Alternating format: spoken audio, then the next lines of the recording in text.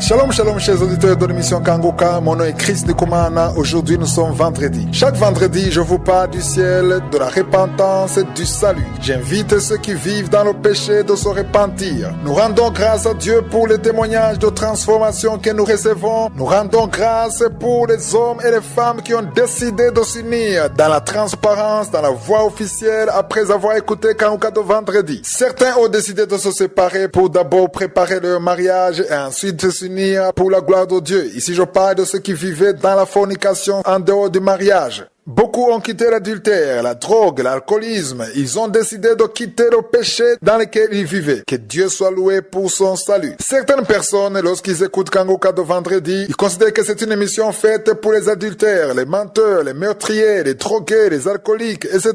Mais j'aimerais vous dire que le salut ne concerne pas son genre de personnes uniquement. Le salut concerne toute personne qui porte la chair. Si tu es en train d'écouter ce message et si tu n'as pas encore pris le temps de t'agenouiller, d'appeler Jésus pour qu'il vienne dans ta vie comme ton Seigneur et ton Sauveur, afin que tu deviennes une nouvelle créature, ça veut dire que toi aussi tu as besoin du salut. Je suis en train de parler à ceux qui se croient justes, honnêtes, corrects. Peut-être que tu fais bien les choses, tu ne triches pas, tu travailles comme il faut, tu ne trompes pas ta femme ou ton mari, tu as de bonnes manières, les gens t'admirent parce que tu entretiens avec eux une bonne relation, tu as un bon comportement, tout semble être bon. Certains ont besoin du salut, mais toi tu considères que ce sont les autres qui ont besoin du salut et non pas toi. Personne ne connaît vraiment le cœur d'une personne. Tu peux voir son comportement dans le quartier, dans la société, il ne fait rien de mal, il n'agresse personne, il ne vit pas dans la fornication, dans l'adultère, et cela ne fait pas de lui injuste. La parole de Dieu dit dans Romains 3 verset 10 qu'il n'y a point de juste, pas même un seul.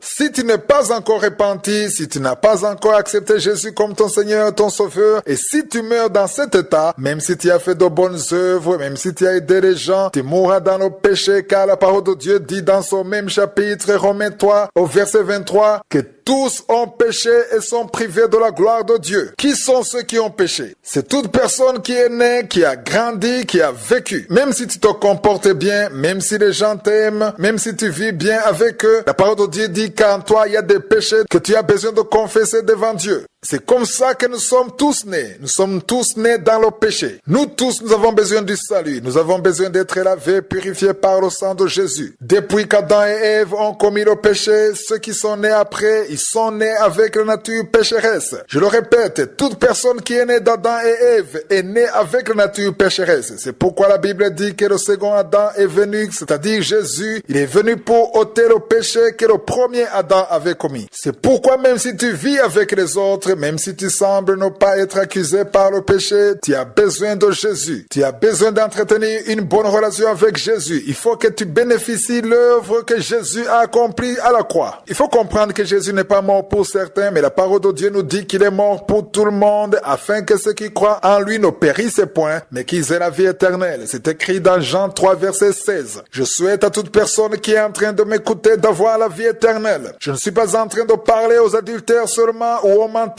mais je parle à toute personne qui n'a pas encore reçu Jésus dans sa vie. Il faut que tu appelles Jésus dans ta vie. Il faut que tu te repentes et que tu mettes ta vie en ordre. Si tu veux qu'un homme de Dieu t'assiste, tu peux nous appeler au +32 486 87 43 70.